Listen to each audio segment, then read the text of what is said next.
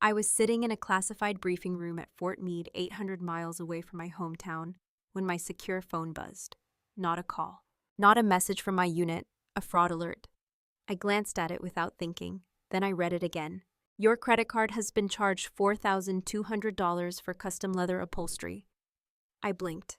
Once, twice, custom leather upholstery at a luxury auto shop. I didn't own a luxury car.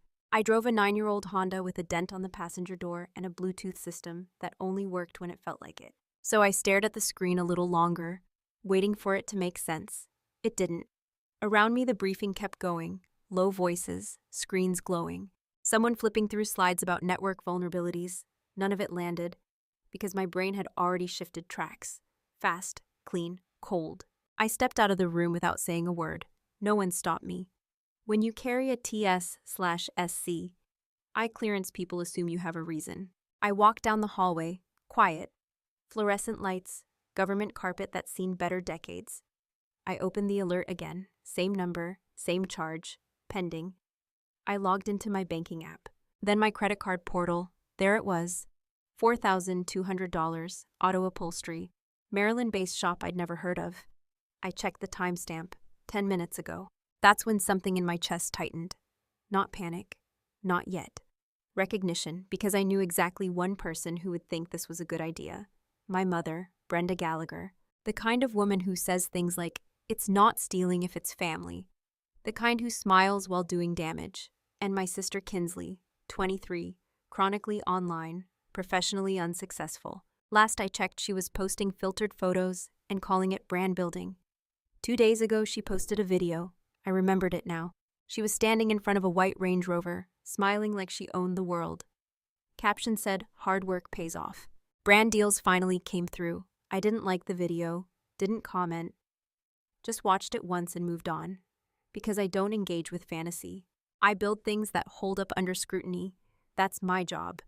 Army Cyber Command, Captain Reese Gallagher. I track threats. I close gaps. I don't leave loose ends. My clearance is everything. You don't get TS/SCI by being careless. You don't keep it if your finances look like a crime scene. And right now, my finances were starting to bleed. I went deeper into the account. Pulled transaction history, scrolled, stopped. There was another charge. $1,200. Same day. Different vendor. Auto detailing. High end. Then another. $680. Interior upgrades. My jaw tightened. This wasn't one swipe. This was a pattern, and patterns mean intent. I didn't call my mom. I didn't text Kinsley. I didn't react. I opened my laptop instead, logged into a secure network, and pulled my full credit report. The screen loaded slow, too slow. I tapped the desk once, twice, then it hit. Full report. All 3 bureaus. I scanned it top to bottom. Then I stopped breathing, because it wasn't just one card. There were 3. 3 credit cards I didn't open, all active, all used, all maxed out or close to it. I leaned back in the chair, stared at the screen, did the math. Rough numbers first, then exact. It climbed fast. 10,000, 20, 35. Then I saw the loan. That's when everything went quiet. Auto loan, balance $65,000, status active. Payment history, current. Borrower Reese Gallagher. I didn't move, didn't blink, just stared, because I already knew what it was. But I opened it anyway. Loan details, origination date. 3 weeks ago, lender, terms, then the asset. 2024 Range Rover, white, fully loaded, registered address. My old home address, where my mother still lived, where every piece of pre-approved credit mail still went. I let out a slow breath, controlled, measured, because this wasn't just theft, this was construction. Someone had built an entire financial structure using my identity, and they didn't do it halfway. They did it right. Too right. I opened the application records, pulled metadata, IP logs, submission timestamps. Every single application traced back to one network. One location, my mother's house. Same Wi-Fi, same device fingerprint. She didn't just sign something, she engineered it, intercepted a pre-approved offer, used my SSN, forged my digital signature, stacked credit lines, then used them to support a lifestyle that didn't exist, and handed the final product to Kinsley. A $65,000 illusion. wrapped in leather seats and Instagram captions. I leaned forward again, hands folded, thinking, not emotionally, strategically.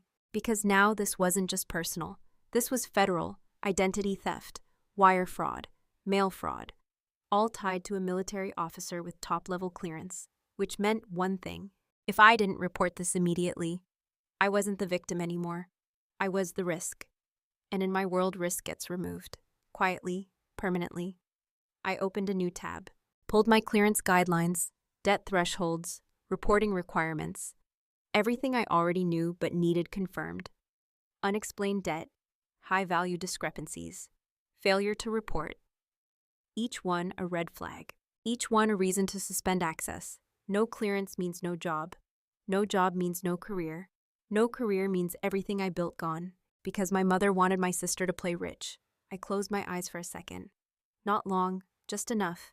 Then I opened them again, clear, focused. Because I don't spiral, I act. I looked back at the number.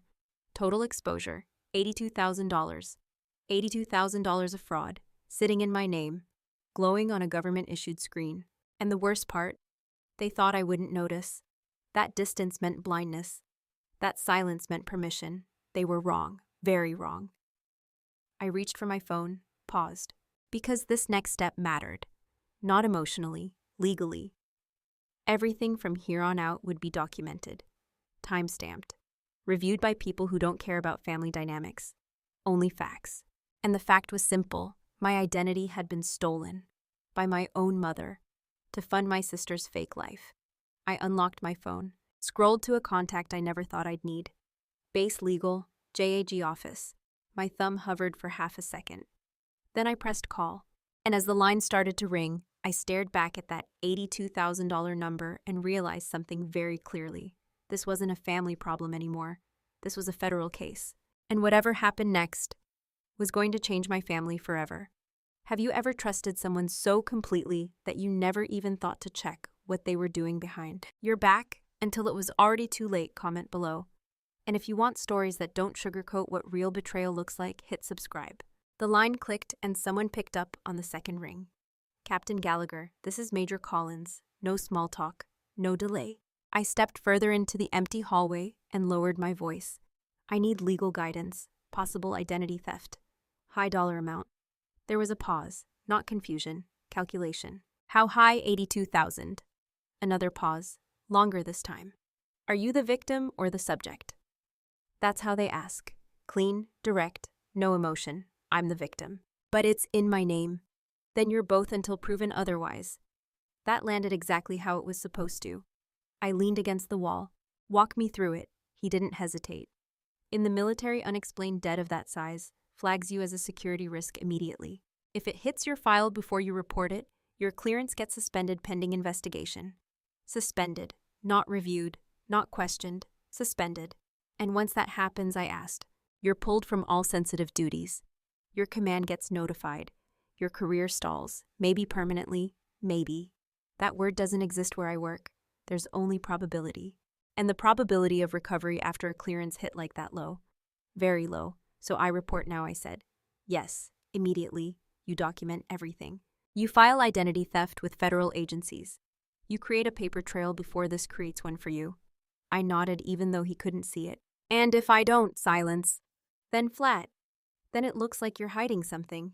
That was all I needed. Understood. Captain, he added, voice tightening just slightly. Who do you suspect? I didn't answer right away. Because saying it out loud makes it real. It traces back to my home address. Another pause. He didn't push. Then you already know what this is. Yeah, I did. Start the report, he said. And protect yourself first. Always. The call ended. I stood there for a second. Phone still in my hand. Then I moved. Fast. Back to my laptop. Back to the data. Because emotion slows you down. Evidence doesn't. I reopened the loan applications. Dug deeper this time. Pulled IP logs, device IDs, timestamps down to the second. Every submission, every approval, every click. All of it pointed to one place, one network. My mother's house. Same IP, same router, same digital fingerprint. No VPN. No attempt to hide it. That told me something important. She didn't think this was a crime. She thought it was normal. I pulled the application trail for the credit cards. Same pattern. Pre-approved offers, addressed to me, delivered to her mailbox, opened by her hands. She filled them out, digitally signed them, used my SSN, stacked the approvals, then used them like a funding source. Not for survival, for optics. I checked the timestamps against Kinsley's posts. They lined up almost perfectly. Application submitted, card approved. 2 days later, new outfit post, another approval, then a brand deal announcement. The Range Rover loan, that was the final piece. The big reveal, the moment she made it. Except she didn't. My credit did. I leaned back again. Ran through it in my head. This wasn't impulsive. This was structured, layered, intentional. Brenda didn't just help, she orchestrated. She built a fake life for Kinsley using my identity as the foundation, and expected me to absorb the fallout quietly, because that's what I've always done. Stayed quiet, stayed responsible, stayed predictable. Not this time. I reached for my phone, opened messages, scrolled to Mom, 3 unread messages from earlier that week. Something about Kinsley's big moment. I ignored them, typed instead. Hey, did any mail come for me recently? Credit stuff? Maybe. I stared at the screen, waited. It didn't take long. 3 dots, then the reply. Nothing important. Sweetie, just junk. So proud of Kinsley's new car. She worked so hard for it, I read it once. Then again, nothing important. $82,000 of fraud. And she called it junk. I didn't respond, didn't call her out, didn't confront. Because confrontation gives people time to prepare. I prefer results. I went back to the loan documents, opened the title details, scrolled slowly, line by line, looking for anything useful. Then I saw it. Primary borrower Reese Gallagher. No cosigner listed. No secondary name. No Kinsley. No Brenda. Just me. I sat up straight, read it again. Same result. I checked the registration. Same thing. Vehicle registered under my name. Insurance policy. Also under my name. They went all in to get the best interest rate, to make it look clean, to make it believable. They left her name off everything, which meant one thing. Legally, that car wasn't hers. It wasn't Brenda's. It was mine. I let that settle for a second. Then I smiled. Not wide, not dramatic, just enough. Because for the first time since that alert came in, I had leverage. Real leverage. Not emotional, not hypothetical, legal, absolute. If my name is on the loan, if my name is on the title, then I control the asset. Full stop. I don't need permission. I don't need agreement. I don't need to argue. I can act. I closed the loan file, opened a blank document, started outlining next steps. Report identity theft, lock credit, notify lenders, but separate from all of that. There was something else, something immediate, something tangible. That Range Rover, white, brand new, parked somewhere in my hometown right now. Being used as a prop. A lie on wheels, funded by my identity, and legally owned by me. I opened my email, started drafting, short, direct, to the point. Subject line: Asset Recovery Inquiry. Body: I am the legal owner of a vehicle currently in unauthorized use. I need immediate recovery services. Full documentation available. Time sensitive. I attached nothing yet, just the message, just the intent. Then I paused, read it over, made one change, added a line. Vehicle is high visibility. Recovery must be clean and legally airtight. Because this wasn't about chaos. This was about precision. I hit save. Not send, not yet. Timing matters, always. I leaned back in the chair again, looked at the screen, at the loan, at my name, at the control they thought they had, and the control they actually gave me. Because they didn't just steal from me, they handed me the keys to take everything back, legally, publicly, completely. And as I hovered over the send button, feeling that cold, steady focus settle in, I realized exactly how this was going to end. I hit send on the email, then closed my laptop and stood up. Fort Meade stayed exactly the same. Quiet, controlled, predictable. I didn't. I filed the initial reports that same night. FTC, FBI intake, postal inspector for mail fraud. Everything documented, time-stamped, clean. Then I requested a 48-hour pass. No drama. No explanation beyond what was required. It got approved within the hour. By midnight, I was in my car. Same Honda, same dent, same unreliable Bluetooth. I drove straight through. 800 miles. Gas stops, black coffee, no music. Just thinking. Running scenarios, adjusting timing. By the time the sun came up, I was already halfway there. By the time it set again, I was pulling into my hometown. Nothing had changed. Same streets, same stores, same people pretending they were doing better than they were. I checked the address for the venue, upscale country club. Of course it was. Kinsley didn't do subtle, she did spectacle. I parked a block away, sat in the car for a second, looked down at what I was wearing. Simple, civilian, neutral, no rank, no uniform, just me. That was intentional. I stepped out, walked toward the entrance. Music hit me before I even got to the doors. Loud, bass heavy, trying too hard. Inside it was exactly what I expected. String lights, bartenders moving fast, people dressed like they were auditioning for relevance. Phones out, cameras up, everyone documenting something that wasn't real. I moved through the crowd without stopping. No one recognized me, not at first. That was fine. Then I saw it. Parked just outside the patio doors. Perfect angle, perfect lighting. A white Range Rover. Polished to the point it didn't even look real. And right next to it, Kinsley. Champagne flute in hand, laughing too loud, leaning just enough to make sure the car stayed in frame for every photo. Her dress probably cost more than my monthly rent. Her confidence completely borrowed. I watched her for a few seconds. Not angry, just done. Then Brenda saw me, across the room. Her smile dropped instantly, like someone flipped a switch. She moved fast. Too fast for someone her age, honestly. Cut straight through the crowd and grabbed my arm before I even said a word. "What are you doing here?" she hissed. No hug, no surprise, just panic. She pulled me into a side hallway, quiet, empty, away from the cameras. "You can't be here," she said, lowering her voice even more. "You're going to ruin your sister's aesthetic." I blinked once. Aesthetic. That's what she was worried about. Not the fraud, not the debt, the aesthetic.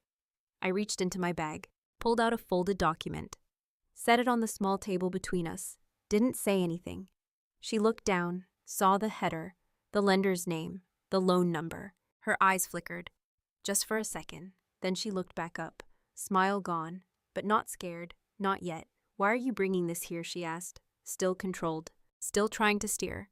Before I could answer, another voice came from behind her. "Reese," I turned. My dad, David, standing at the end of the hallway like he walked into the wrong scene. He looked older, more tired, and right now terrified. He stepped closer, eyes moving between me and the paper on the table. "What is this?" he asked. Brenda didn't let him get close.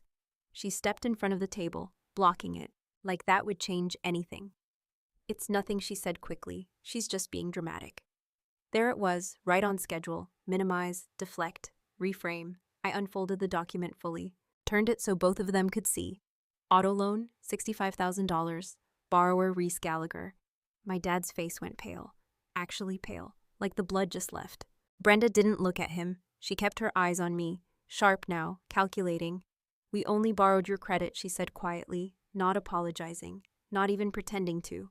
Just stating it, like it was normal. Kinsley was going to make the payments. I tilted my head slightly. "Was she?" I asked. Brenda's jaw tightened. "You know how these things work," she snapped. "She needed a boost, a start. You're stable. You can handle it." There it was, the justification. The logic that only makes sense if you ignore reality. "You didn't ask," I said. "We didn't need to," she shot back. "It's family." I let that sit for half a second. Then I spoke again. "You forged my signature." Her eyes flashed. "Don't use that word. It's the correct word." "It's a technicality," I almost laughed. Almost. Behind her, my dad shifted his weight, still silent, still not stepping in. Still exactly who he's always been. I looked at him. "Did you know?" I asked. He didn't answer. That was my answer. Brenda cut in before he could even try. "We were going to fix it," she said. "Once Kinsley's brand took off, she would have paid everything back. You wouldn't even feel it. $82,000. And I wouldn't feel it." That's what she believed, or at least what she wanted me to accept. And if it didn't, I asked. She didn't hesitate. "It would have," she said. Confidence built on nothing. I leaned in slightly, lowered my voice. "This hits my clearance," I said. "You understand that, right?" For the first time. She hesitated. Just a fraction. Then she recovered. "If you make a scene," she said, voice dropping even lower, "I will call your base commander myself." I didn't move. "I'll tell him you're unstable," she continued, "that you've been paranoid, that you're having some kind of breakdown." My dad looked at her, really looked at her, like he couldn't believe what he was hearing. She didn't stop, didn't. "I will destroy your career before you ruin your sister." There it was, no mask, no filter, just pure intent, weaponized, focused, and completely real. The hallway felt smaller all of a sudden, not physically, just tighter, because what she said wasn't empty. In my world, accusations like that don't get ignored. They get investigated. They get documented. They follow you. And she knew that. She was counting on it, counting on me choosing silence over risk, like I always had. I looked at her, really looked at her, not as my mother, as a variable, a threat, a decision point. Then I nodded, slow, controlled. "Okay," I said. Her shoulders dropped slightly, relief, immediate, visible. She thought she won, thought the pressure worked. Thought I folded. "Good," she said, stepping closer. "That's the right choice. Don't make this bigger than it needs to be." I picked up the document, folded it carefully, put it back in my bag. My dad opened his mouth, closed it again, still nothing. I checked my watch. Subtle, quick. Timing still lined up. Everything still on track. Then I looked back at her, calm, flat. "I won't call the police," I said. Her smile came back, small, satisfied, like she just fixed everything. She reached up and patted my cheek. Like I was a kid again. "See," she said, "you're still a good sister." She turned, walked back toward the party, back to the lights, the music, the illusion. My dad stayed for a second, looked at me like he wanted to say something, then didn't. He followed her, of course he did. I stood there alone in the hallway, quiet again, controlled again, but now clear, because she made one mistake, a big one. She thought this was about calling the police. It wasn't. And as I slipped my phone out of my pocket, already knowing exactly what the next move was, I slipped my phone back into my pocket and walked out of the hallway. No rush, no hesitation, just steady steps back into the noise. The music hit again, loud, artificial, designed to feel important. It didn't. I moved through the crowd like I didn't belong there. Because I didn't. And for the first time, I didn't try to. I grabbed a glass of water from the bar. No alcohol. I needed a clear head. Always. From across the patio, I could see Kinsley again, center of attention, exactly where she wanted to be. She climbed onto a small raised platform near the edge of the patio, lifting her champagne glass high like she was about to accept an award. People gathered around her, phones up, smiles on, waiting, watching, buying into it. "My journey hasn't been easy," she started, voice just loud enough to carry. I almost smiled. Of course it hadn't, because none of it was real. But hard work, she continued, pausing for effect, and believing in yourself. That's what gets you here. A few people clapped. Some nodded. Someone shouted, "Yes, girl." I took a sip of water, let it sit, cold, clean, real. Unlike everything else in that space. "Independence," she said next, placing a hand dramatically on her chest. "That's what this is about. Independence, funded by stolen credit, structured by fraud, backed by my name." I leaned against the edge of a pillar just outside the main lights. Watched it all unfold, not angry, not emotional, just focused, because this wasn't the moment to react. This was the moment to execute. Brenda stood off to the side, watching Kinsley like she built her, which in a way she did. Not the talent, not the work, just the illusion. She caught my eye briefly, gave me a small nod. Approval, like I passed some kind of test. I gave nothing back. No nod, no reaction. Because she misunderstood something fundamental. I didn't agree with her. I didn't forgive her. I just chose a different method. That's the part people like her never see coming. I shifted my weight slightly and checked my watch again. Still on time, everything still aligned. 2 days ago, I made a decision. Not in anger, not in panic. In clarity. I found an asset recovery firm that specialized in high-value vehicles, licensed, bonded, experienced. The kind of people who don't ask unnecessary questions. They just verify ownership and act. I sent them the documents, loan, registration, proof of identity, everything they needed to confirm one thing. The vehicle belonged to me, not Kinsley, not Brenda, me. The agent I spoke to didn't care about the family story. Didn't care about the drama, just the paperwork and the authorization. Once we have location, he said we can recover within minutes. I gave him a window. Tonight. This event. High visibility, high impact. He didn't hesitate. Send coordinates when ready. So here I was, standing in the middle of a party built on a lie. Waiting. Not to confront, not to argue. To end it. Kinsley raised her glass higher. To new beginnings, she said. The crowd echoed it. To new beginnings, I took another sip of water. Because mine already started, and hers was about to end. I reached into my pocket, pulled out my phone, unlocked it. No hesitation now. I opened the message thread, scrolled to the contact. No name. Just a number. Professional. Efficient. I stepped slightly further into the shadows near the patio doors. From here, I had a clear view. The Range Rover sat exactly where I expected. Front angled toward the crowd.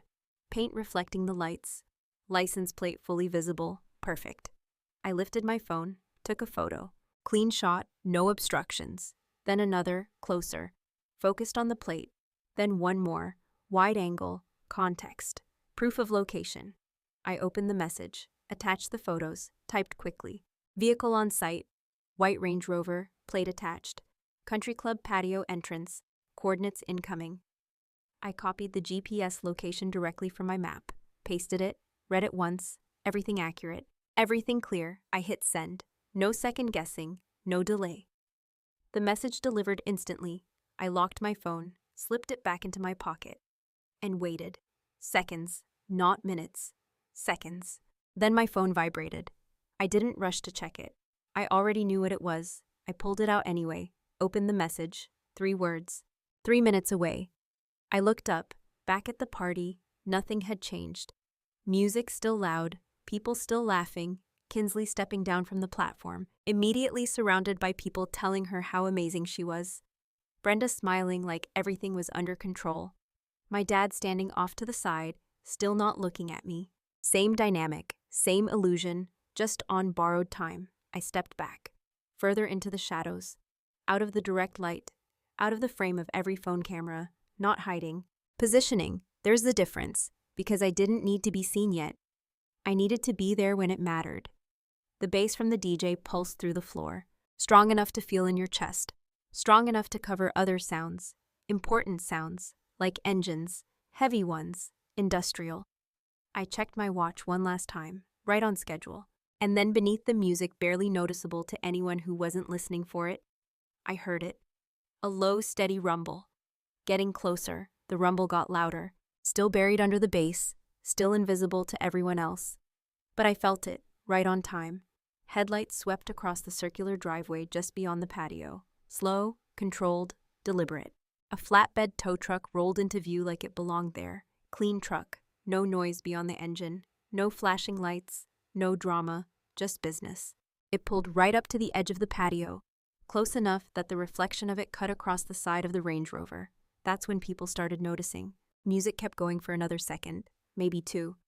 Then the DJ hesitated, volume dropped, then cut completely. Silence hit hard, like someone pulled the plug on the whole illusion. Every head turned. Every phone lowered. Because this didn't fit the script. The driver's door opened. A big guy stepped out. 6'4", maybe 6'5", solid build, beard, ball cap pulled low, clipboard in one hand, calm, unbothered. The kind of presence that doesn't ask for attention but gets it anyway. He walked straight toward the Range Rover. No hesitation, no eye contact with anyone. Just straight to the asset. Kinsley saw him. At first confusion, then recognition, then panic. Her hand went loose. The champagne flute slipped. Hit the stone patio. Shattered, sharp, loud, final. "What are you doing?" she shouted, already moving. Her heels clicked fast across the stone as she rushed toward him. "That's my car. Get away from my car." Her voice cracked halfway through, high, desperate, real. The agent didn't even look at her. He reached the front of the vehicle, checked the plate, matched it to the clipboard. One quick nod to himself. Confirmation. Then he stepped to the side of the flatbed and started setting up. Professional, efficient. Like none of this mattered. Because to him it didn't. Kinsley got right up in his space, hands out like she could physically stop him. "You can't do this." "Do you know who I am?" she snapped. He didn't respond, didn't react, just kept working. That made it worse. Brenda moved next, fast, aggressive. "Excuse me," she shouted, stepping between him and the truck. "What exactly do you think you're doing?" That got his attention. He looked at her, calm, measured. "Ma'am," he said, voice flat. "Please step back." "You are not taking that car," she said, pointing. Like that made it official. "I will call the police for grand theft auto." There it was, her go-to move. Threaten authority, assume control. The agent didn't blink, didn't raise his voice, didn't even shift his stance. He just lifted the clipboard slightly. "Ma'am, this vehicle is registered to a Reese Gallagher," he said. "The legal owner has authorized an immediate voluntary repossession due to unauthorized use." Every word landed clean, precise, documented. No emotion, just fact. Brenda froze, just for a second. That was enough. Around them, the crowd went quiet. Not the kind of quiet where people are waiting for something, the kind where they already know something just broke. Phones came back up. But this time not for selfies, for evidence, for gossip, for the truth. Kinsley turned slowly, like her brain was catching up to her body. Her eyes scanned the crowd, then landed on me, standing just outside the light, still, watching. Her face changed, fast, confusion, then realization, then something uglier, pure humiliation. "You," she said, pointing at me like I was the problem. Her voice shook. "You did this." I didn't move right away. I let the moment sit, let the silence stretch, because this wasn't about speed. It was about impact. Then I stepped forward, out of the shadows, into the light. Every eye shifted with me. Every phone followed. I stopped a few feet away, close enough to be heard, far enough to stay untouched. I didn't raise my voice, didn't need to. "You can't pay for a luxury car with someone else's stolen identity, Kinsley," I said. Calm, even, clear. The words carried anyway. "The bank owns it," I continued. "My name is on it." I paused. Just long enough, then finished it. "And you are officially walking home." That hit, hard. You could see it. In her face. In the way her shoulders dropped just slightly. In the way the crowd leaned back instead of in. Because now they understood. This wasn't a misunderstanding. This wasn't a mix-up. This was fraud. And she got caught. Brenda stepped forward again, angrier now, less controlled. "You're insane," she snapped. "You're actually insane. This is your sister. You're humiliating her in front of everyone." I looked at her, really looked. And for the first time, I didn't see authority. I saw exposure. "You handled that part already," I said. She opened her mouth. Nothing came out. Behind her, my dad stood frozen, still not moving, still not choosing, still watching everything fall apart. The agent signaled to his driver, no words, just a hand motion. The truck responded. The flatbed shifted, hydraulics kicked in. A low mechanical whine cut through the silence, louder now without the music. The bed tilted, metal sliding into position. Ready. Kinsley stepped back, like distance would change the outcome. "No, no, no," she muttered, shaking her head. "You can't do this. You can't do this." But it was already happening. The winch line extended, hook locked in, tight. The Range Rover didn't fight, didn't resist. It just rolled forward slowly as the cable pulled it up, piece by piece, like it was never hers to begin with. Because it wasn't. The sound filled the entire space. Hydraulics, metal, tension, every inch louder than the last. And no one said a word. No one moved to help her. No one defended her. Because truth has a way of clearing a room without anyone actually leaving. I stood there, still, hands at my sides, watching the illusion lift off the ground, literally. As the front wheels left the pavement, something shifted in the air. Not just embarrassment, not just shock, finality. Because once people see it, they can't unsee it. The perfect life, the hard work, the independence, all of it, gone, in under a minute. The bed leveled out. The car locked in place, secured, finished. The agent double-checked the chains, marked something on his clipboard. Didn't look at anyone, didn't acknowledge the crowd, just did his job. Because to him, this wasn't a scene. It was a contract. He climbed back into the truck. Engine turned. Low rumble again.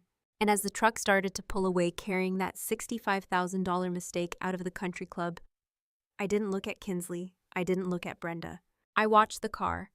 Because that was the moment everything snapped clean. The lie, the image, the control they thought they had. All of it, gone. And the silence that followed wasn't just embarrassment.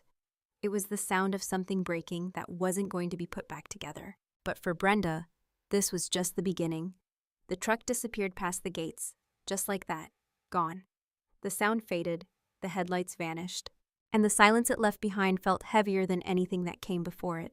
Kinsley didn't move at first. She just stood there, staring at the empty space where the car used to be, like her brain was still trying to process it. Then her legs gave out. She dropped into the nearest patio chair, hard, one hand gripping the edge of the table, the other pressed against her forehead. And then it hit her. Not quiet, not controlled. She started sobbing, loud, messy, the kind of crying you can't fix with makeup or filters. "I don't understand," she kept repeating. "I don't understand." But she did. She just didn't want to. Around her, the crowd shifted. No one stepped in. No one comforted her. They stepped back, created distance. Phones came out again. But this time, no one was smiling. They were recording, whispering, comparing notes, because the story changed, fast, from success to fraud, from influencer to cautionary tale. Brenda didn't go to Kinsley, not at first. She turned straight to me, face red, eyes locked, breathing hard, and she came at me like she was going to tear something apart. "You think this is over?" she snapped. Her voice cut through everything, sharp, loud, out of control. "You think this makes you smart? You just destroyed your own family." I didn't move, didn't react, because I'd already seen this version of her. This was phase 2, rage. "I am calling your base," she continued, stepping closer. "I am calling your commander right now and telling him everything. You're unstable. You're vindictive. You don't need to call my commander, Mom." I said it calmly, flat. It stopped her mid-sentence. She blinked, just once. When I reached into my bag, pulled out the folder, thick, manila, heavy with paper, documentation, every report, every form, every submission, I already did. That landed harder than anything else so far. Because this wasn't emotion, this was process. I opened the folder, flipped it around, let her see the headers: FBI Identity Theft Report, FTC Affidavit, Postal Inspector Complaint, all stamped, all logged, all real. The repossession, I said, tapping the folder lightly. That was just civil cleanup. She stared at the documents, her mouth slightly open now, not yelling anymore, not controlling the situation, just reacting. To protect my clearance, I continued. I reported everything the same night I found it. I kept my voice even, measured. This isn't a family issue anymore. It's a federal investigation. The word federal did something. You could see it. It cut through everything else. Brenda's confidence didn't just crack. It shifted, like something deeper finally registered. "No," she said quickly. "No, you didn't have to do that. We could have handled this privately." I shook my head once. "No, you couldn't." I reached into the folder again, pulled out one more document. This one mattered more than the rest. I handed it to her. She hesitated, then took it.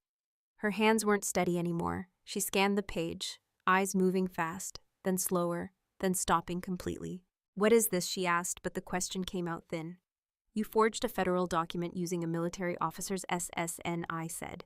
"That triggers automatic fraud escalation." I let that sit, watched it land. "The bank's fraud department froze all accounts associated with your IP address this morning." Her eyes snapped back to mine. "What, all of them?" I said. "Checking, savings, credit lines, anything tied to your network." She shook her head immediately. "No, that's not possible. It already happened." "No," she repeated louder now. "No, you're lying. They can." I cut in. And they did. She fumbled for her phone, hands shaking now, actually shaking. She unlocked it, opened her banking app, typed in her password wrong the first time, then again, then got in. I watched her face as it loaded, watched the moment it hit. Balance unavailable, account restricted. Contact your financial institution. She stared at the screen, tapped it again, same result. Switched to another account, same message, another one, same, every time, same wall, same lock. "No," she whispered. Not denial anymore. Realization, slow, heavy, final. "No, no, no." Her voice dropped lower with each word, like the ground underneath her was starting to move. "That's my money," she said almost to herself. "They can't take my money." "They didn't take it," I said. "They froze it." She looked up at me again, eyes wide now, not angry, afraid. "Pending investigation," I added. That's when it hit fully. Not just inconvenience, Not just embarrassment. Consequence. Real consequence. Federal consequence. What did you do? She asked. But it wasn't a question anymore. It was fear. I protected myself, I said. That was the truth. Simple, clean, and completely unavoidable. Behind her, Kinsley was still crying, still unraveling. But now no one was looking at her. Not really, because the story just got bigger. This wasn't about a car anymore. This was about fraud, charges, investigation. Prison if it went far enough. Brenda's breathing changed. Shorter, faster. She looked around like someone might step in, help her, fix it. No one did. Because there's no fixing federal paperwork in a country club parking lot. This isn't fair, she said. I almost responded. Almost. But I didn't. Because fairness was never part of her system. Just advantage. And she finally lost it. Her knees gave out slightly, not a full collapse, but enough that she had to grab the edge of the table to stay upright. Her grip tightened. Knuckles white. She looked smaller, not physically, just reduced.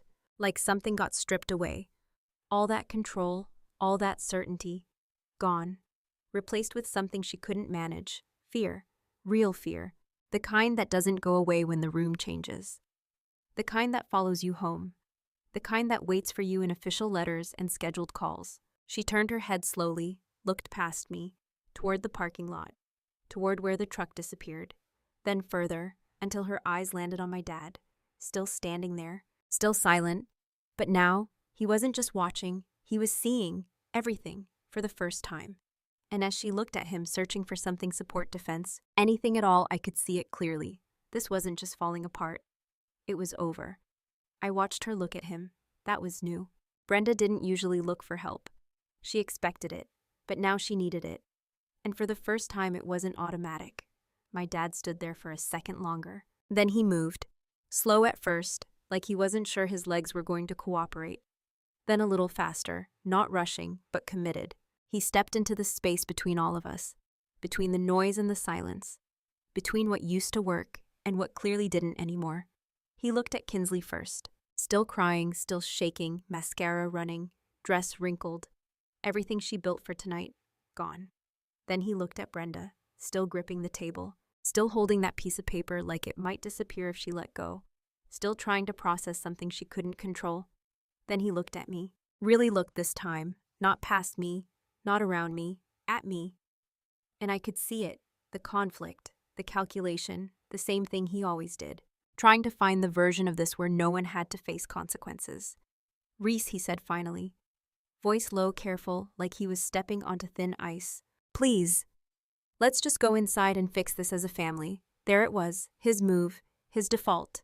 Minimize the scene, contain the damage, move it somewhere private, where it can be softened, rewritten, ignored. I didn't let him finish the sentence in his head. You watched her steal $82,000 of my future, I said. My voice didn't rise, didn't shake. It didn't need to. The words were enough. He flinched slightly, not physically, but internally. You could see it. And you watched her threaten to destroy my military career to cover it up. That one landed harder, because he heard it. He was there. He didn't stop it. He didn't interrupt it. He just stood there, like always. I took a small step forward. Not aggressive, just closer. You don't want to fix this as a family, Dad, I said. You want me to absorb the crime so you don't have to deal with the noise. Silence again. But different this time. He opened his mouth, closed it, tried again. Nothing came out. Because there was nothing left to say that wasn't already exposed. Behind him, Brenda shook her head. No, that's not what this is, she said quickly, desperate to regain control. We can still fix this. We can talk to the bank. We can, no, I said. Just one word. Flat. Final. She stopped, because even she could hear it. There was no room left to negotiate, no space to manipulate, no angle to spin. Kinsley let out another sob behind them. Louder now, more desperate. Dad, do something, she cried. That hit him. You could see it. That was his role. The fixer, the quiet absorber, the one who stepped in just enough to keep things from exploding. But this wasn't something he could patch. Not anymore. He looked at her, really looked. And something shifted. Not quickly, not dramatically, but enough. Then he turned, slowly, looked around the patio, at the guests, the ones who hadn't left yet, the ones pretending not to watch, the ones definitely watching. Phones still out, whispers still moving, the entire story unfolding in real time. No control, no editing, no second take, just exposure. He saw it, all of it. The image they built, the version of their family they tried to present. The one where everything was fine, everything was normal, everything was under control, gone, completely gone. And for the first time, the weight of that seemed heavier than his need to avoid conflict. He looked back at Brenda, at the panic, at the fear, at the consequences she couldn't talk her way out of. Then at Kinsley, at the damage she couldn't filter. Then back at me, at the one person who didn't bend, didn't adjust, didn't play along. He exhaled, long, slow, like he was letting something go, or maybe realizing he never actually had it. He started, then stopped. Because there was no version of that sentence that fixed this. No compromise that made sense. No middle ground that didn't involve someone taking the fall. And for the first time, he didn't ask me to be that person. He just nodded, once, small, almost unnoticeable. But I saw it. Then he turned around. No announcement, no speech, no explanation. Just turned and walked. Past the tables, past the guests, past the mess. Straight toward the parking lot. David, Brenda called after him, sharp, confused. He didn't stop. "David, where are you going?" she said louder. Still nothing. His pace didn't change. Didn't slow, didn't hesitate. He reached the edge of the lot, pulled his keys, got into his car. The door shut. Engine started. Brenda stepped forward. Now she was moving. Now she was reacting. "David," she shouted. The car backed out. No pause. No second thought. Just movement. Forward, away. And then he was gone. Just like that. Red taillights cutting through the dark, getting smaller, then disappearing completely. Brenda stood there, frozen, hands still slightly raised like she could call him back. Like this was temporary. Like he'd turn around. He didn't. Kinsley's crying didn't stop. But it changed. Less dramatic, more empty. Because now it wasn't just about the car, or the party, or the image. It was everything, the structure, the support, the system that let this happen, gone.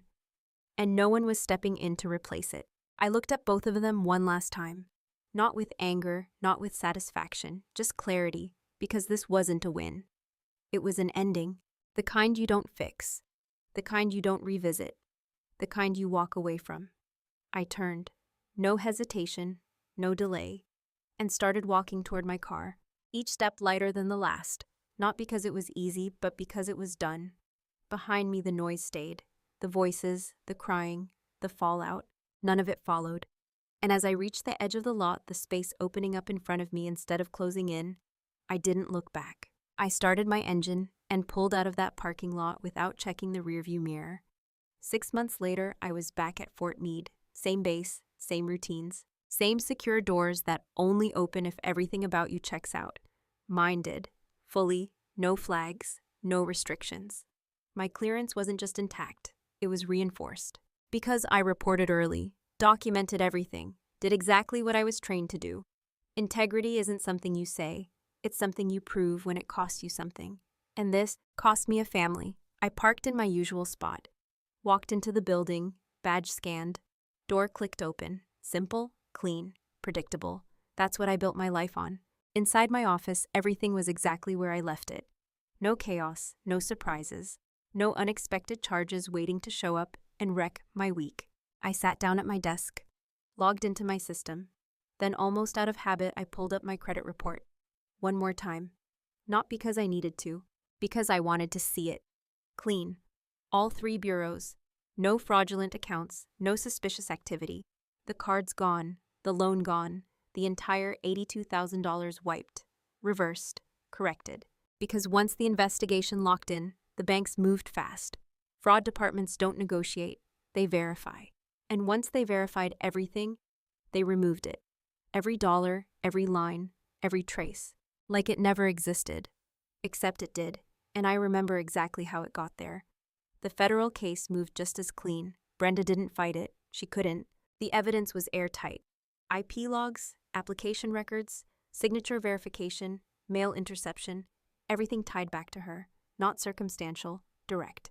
Her lawyer negotiated a plea, 5 years probation, mandatory restitution. No prison time. That was the deal. Because she cooperated. Because it was her first offense. Because the system isn't built to destroy people on the first fall. Just to mark them, track them, limit them. She took it. Didn't have a choice. Her account stayed frozen for months, long enough to drain everything. Legal fees, penalties, back payments. Whatever she thought she had built gone. Quietly. The house got sold not long after. Too many costs. Too many reminders. Too many problems tied to that address. My dad didn't stay. He filed for divorce within 3 weeks of that night. No big fight, no public drama, just paperwork. Signed, filed, done. I didn't hear from him directly, not once, but I didn't need to. His choice was clear, and for once it didn't involve me carrying the weight of it. Kinsley, she disappeared for a while, offline, no posts, no stories, no brand. Turns out it's hard to maintain an image when the foundation gets pulled out from under you. Last I heard, she's working retail. Clothing store in a strip mall about 20 minutes from where we grew up. Minimum wage, part-time. Schedules posted week to week. No car. No rides from friends. Because most of those friends were only there for the version of her that didn't exist anymore. She takes the bus now, every day, same route. Same stops, same reality, no filters, no angles, just life. I don't feel anything about that. Not satisfaction, not pity, just distance. Because what happened to her wasn't random. It was built, piece by piece, just like everything else. And when it collapsed, it followed the same structure. I don't get calls anymore. No late-night messages. No, can you help me real quick? No guilt wrapped in family language. Silence. Complete. And I didn't realize how loud everything used to be until it stopped. There's a kind of peace that doesn't feel dramatic. It doesn't hit all at once. It just settles. Slow, steady, reliable. Like my bank account now. Like my schedule. Like my life. I replaced chaos with control. Not over other people. Over myself, my boundaries, my decisions, my name. Because that's what this was always about. Not the money. Not the car. The name. What it carries, what it allows, what it protects. Or what it exposes, if you hand it to the wrong people. I don't do that anymore. Not for family, not for anyone. I shut down my system and leaned back in my chair. Quiet office. Low hum of computers. Nothing urgent. Nothing breaking. Just another day that didn't need fixing. And that's worth more than anything they ever tried to take. I looked straight ahead. Then, like I was talking to someone sitting across from me, I said it out loud. If you are bleeding yourself dry to fund a fantasy for people who only see your name as a credit limit, I paused. Let it land, cut the card, simple, clear, final. Drop a comment if you've ever had to take drastic measures to protect your own life from your family, because I know I'm not the only one, not even close. Hit subscribe, because stories like this, they don't get told honestly enough, and people need to hear them. Remember this. I leaned forward slightly, voice steady. Loyalty without respect is just a hostage situation. I let that sit for a second, then finished it. And you always have the right to walk away. I didn't lose control that night. If anything, that was the first time I actually had it. But if I'm being honest, this didn't start with a fraud alert. It didn't start with a car. It didn't even start with my mom. It started years earlier, with things I chose to ignore. I used to think I was the responsible one, the stable one, the one who didn't make waves. I paid my bills on time. I saved money. I built a career that required discipline, and I thought that made me different from them, better even. But it also made me predictable, and predictable people get used, not all at once, not in obvious ways, slowly, quietly. At first it was small things. Can you spot me this month? I'll pay you back. Sometimes they did, sometimes they didn't. I didn't push, because it was family. Then it became things like, hey, can I use your address for this? It's just easier. I didn't think twice, because it seemed harmless, because I trusted them. Then it shifted again. Can you co-sign something? I just need help getting started? I said no to that one, but I said it softly, like I didn't want to offend anyone, like I needed to justify it. That's the part I didn't understand back then. When you say no like you're apologizing, people hear it as a maybe. And when you let small things slide, people don't see it as kindness. They see it as permission. That's how this builds. Not in one big decision, in 100 small ones. Every time I ignored something that didn't sit right, I was teaching them something. Not about me, about access, about how far they could go before I pushed back. And the truth, I didn't push back. Not really. I adjusted. I compensated. I told myself it wasn't worth the conflict, that keeping peace mattered more, that they didn't mean harm, that I was overthinking it. I wasn't. I was just early. That's the difference people miss. When something feels off, it usually is. You're not being dramatic. You're recognizing a pattern before it fully forms. I just didn't act on it. And when you don't act on it, it grows. My mom didn't wake up one day and decide to commit federal fraud. She escalated, step by step. Each time nothing happened. Each time I didn't say anything. Each time I absorbed it instead of addressing it. She learned something, that I would tolerate it, that I would fix it, that I wouldn't expose it. So when the opportunity came, a pre-approved offer, my information, my old address, she didn't hesitate, because in her mind, this was just the next step, not a line she crossed, a line I never enforced. That's the part I had to accept. Not because I caused it, but because I allowed the pattern to exist. There's a difference. And if you don't understand that difference, you repeat it with different people, in different ways, same outcome. I used to think boundaries were about saying no. That's not what they are. Boundaries are about what happens after you say no.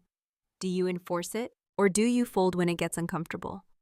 Because it always gets uncomfortable, especially with people who are used to getting their way.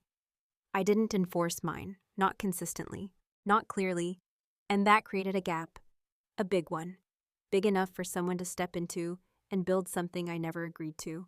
$82,000 doesn't happen overnight. It happens when no one stops it at 800, or 8,000, or 18. It scales. Because silence scales. That's the part no one tells you. The longer you stay quiet, the more expensive it gets. Financially, emotionally, professionally. I paid all three. And I'm not saying this to blame myself. I'm saying it because it matters. Because if you're watching this and thinking, that would never happen to me, you might already be in the early stages of it. Just smaller, less obvious, easier to justify. That's how it starts. No one begins with a felony. They begin with access. And they keep going until something stops them. Or someone does. For me, it took a fraud alert. It took a number on a screen that didn't make sense. It took the risk of losing everything I built to force me to act. I wish I had acted sooner. Not dramatically, not aggressively, just clearly, just once, early. Because one clear boundary early can prevent 1,000 problems later. I didn't do that. So the lesson came bigger, louder, more expensive. But it came, and I didn't ignore it at this time. So if there's one thing I want you to take from this part, it's simple. Pay attention to the small things, the moments that don't sit right, the requests that feel just slightly off, the patterns that repeat but never get addressed. That's where it starts, not with a crisis, with a choice. And the first boundary you don't set is the one that costs you the most. I didn't wake up the next day with perfect boundaries. That's not how this works. You don't go through something like that and suddenly become some kind of expert at saying no. What I had was clarity, and clarity doesn't make things easy. It just makes them obvious. The hard part is still doing something about it. Most people think boundaries are a sentence. I'm not comfortable with that. I can't help you right now. That's not a boundary. That's a suggestion. A real boundary is what happens next. It's what you do when someone ignores what you said, because they will, especially if they're used to you not enforcing anything. I learned that fast. After everything settled, I didn't just go back to normal. There was no normal left. So I had to build something new, not dramatic, not extreme, just structured, simple rules. No one gets access to my financial information. No exceptions. Not for convenience, not for family. If something requires my name, my SSN, my credit, it goes through me, directly, always. That's not paranoia. That's basic control. Second rule, no financial favors without clear terms. Not emotional terms. Not I'll get you back. Actual terms. Amount, timeline, written. If that feels uncomfortable to the other person, that tells you everything you need to know. Because people who intend to respect your help don't get offended by structure. They welcome it. People who don't, they push back. They negotiate. They try to make you feel like you're overreacting. That's not confusion. That's exposure. I stopped explaining myself. That was the biggest shift. I used to justify every decision. add context, so they would understand. So they wouldn't take it personally. That's exhausting, and it doesn't work. Because people who benefit from your lack of boundaries don't want to understand them. They want access. So now I say no. And I stop talking. No follow-up paragraph. No apology, no softening. Just no. And if they react badly, that's information, not something I need to fix. Another thing people get wrong, they think boundaries push people away. That's not true. They filter people. There's a difference. The people who respect you, they adjust, they stay, they don't take it personally, because they weren't trying to take anything from you in the first place. The people who get angry, who guilt you, who act like you changed, they didn't lose you. They lost access. That's what they're reacting to. I saw that happen in real time. Not just with my family, with other people too. Friends who suddenly had an issue when I stopped saying yes automatically. Coworkers who expected me to cover for them. People who were comfortable when I was flexible, but not when I was clear. That's when you realize something important. Boundaries don't create problems. They reveal them. And once you see them, you can't unsee them. So you make a choice. You either go back to what's familiar, or you move forward with what's real. I chose real, even when it was quiet, even when it felt like I was standing alone for a minute. Because here's the part no one says out loud. Peace is quiet. It doesn't feel exciting. It doesn't give you constant validation. It just holds. And after everything I dealt with, that's exactly what I wanted.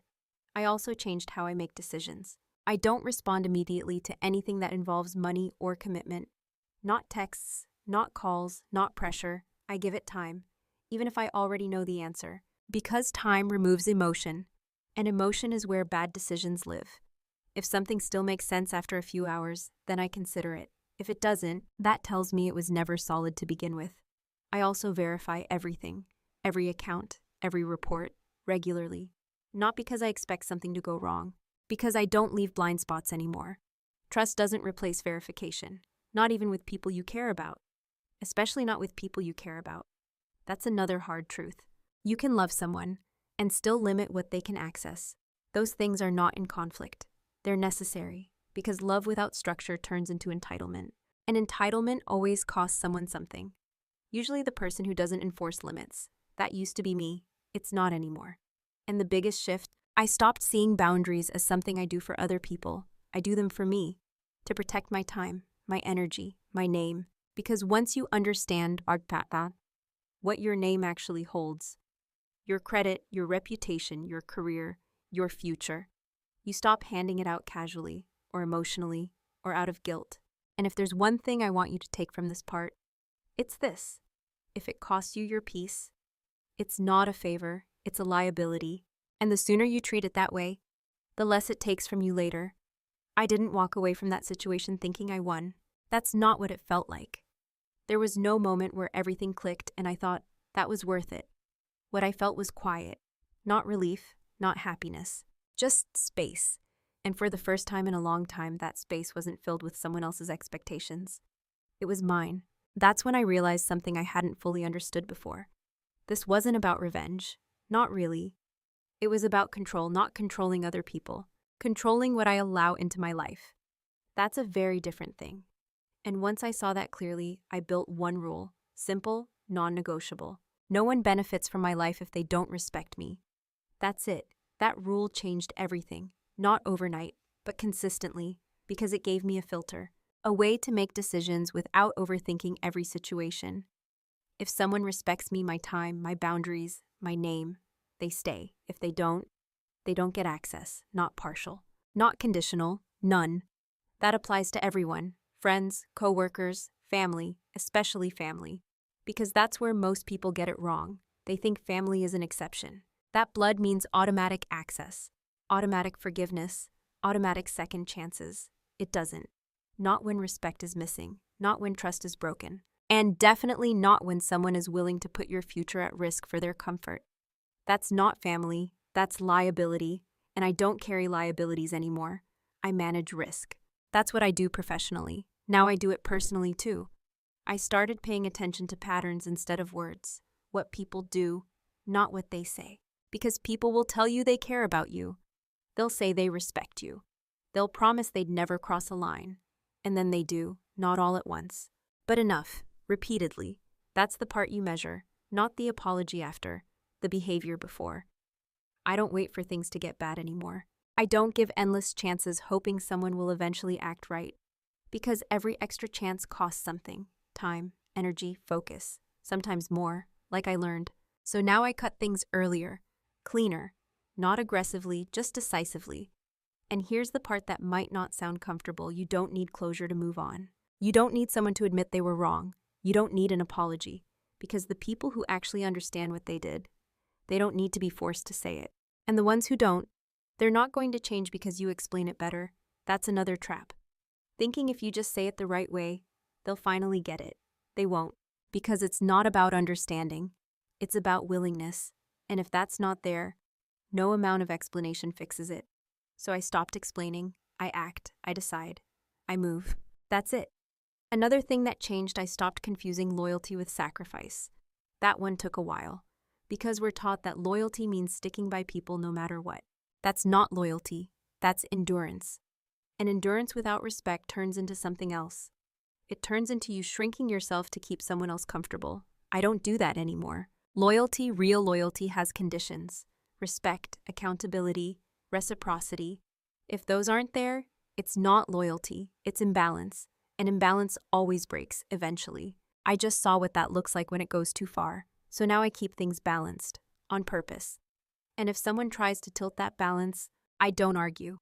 I adjust access. That's it. No long conversation, no emotional debate, just a shift, because access is earned, not assumed. And once you see your life that way, everything gets simpler, not easier, simpler. You don't have to analyze every interaction. You don't have to question yourself constantly. You don't have to wonder if you're being too harsh. You follow the rule. Respect equals access. No respect equals distance. That's it. And I'll say something a lot of people don't want to hear. No one is coming to save you from your own boundaries.